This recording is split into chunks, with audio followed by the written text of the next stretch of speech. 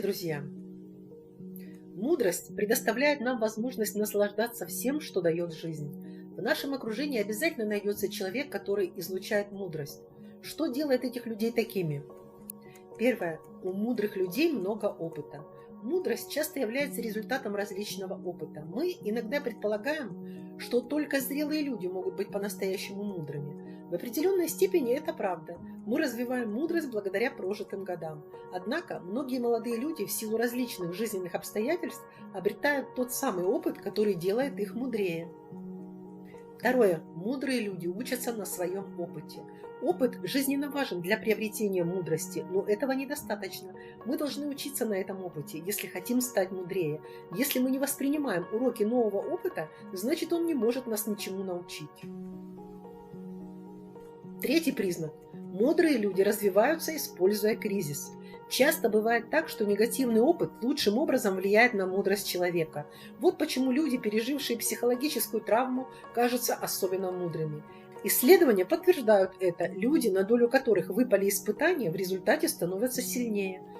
У большинства из нас был какой-то негативный опыт в жизни, заставивший переосмыслить важные вещи. Однако нам не обязательно испытывать кризис, чтобы стать мудрым. Мы можем совершенствовать нашу мудрость, извлекая уроки из событий каждый день. Мы можем выбрать, как реагировать на негативные ситуации, и правильный выбор в сложной ситуации поможет стать мудрее. Четвертое. Мудрые люди владеют более глубоким пониманием вещей.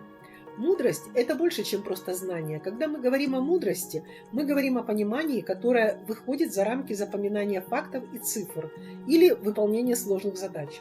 Мудрость означает видеть более глубокие последствия знания. Мудрый человек также способен использовать свои знания в различных ситуациях. Например, умный человек может стараться использовать меньше бензина, чтобы сэкономить деньги, в то время как мудрый человек думает об окружающей среде. Он может использовать свои знания, чтобы помочь нашей планете в более глобальном масштабе. Пятое. Мудрый человек толерантен. Сочувствие и сострадание также являются ключевыми составляющими мудрости.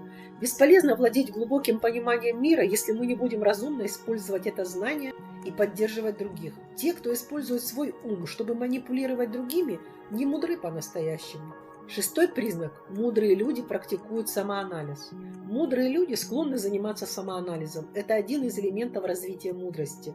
Более глубокое понимание себя и других происходит благодаря оценке собственного опыта и поведения и осознанию того, как это влияет на других. Самоанализ помогает нам научиться поступать более разумно.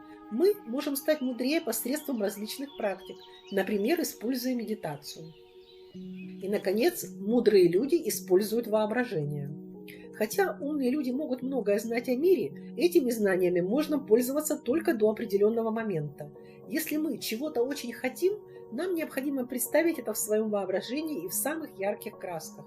Только тогда мы конкретно осознаем, чего мы желаем, и это станет реальностью. Как сказал когда-то Эйнштейн, воображение важнее знаний, ибо знание ограничено всем, что мы знаем и понимаем, а воображение охватывает весь мир и все, что наш разум когда-либо будет знать и понимать. Существует стереотип, что некоторые люди рождаются мудрыми, или что только люди в возрасте могут быть мудрыми, однако исследования показывают, что мудрость – это то, что можно развивать.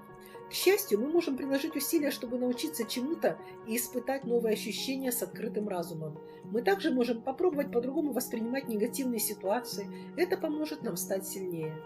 Простые шаги, такие как глубокое восприятие, медитация и использование нашего воображения, помогают стать мудрее. А мудрость представляет нам возможность наслаждаться всем, что дает жизнь, и делиться этим с окружающими. Вот так, друзья. Спасибо всем, кто заинтересовался темой и посмотрел видео. Если понравилось, ставьте лайки, подписывайтесь на канал. Поделитесь в комментариях, как вы понимаете мудрость. Заранее благодарю. Всего всем доброго.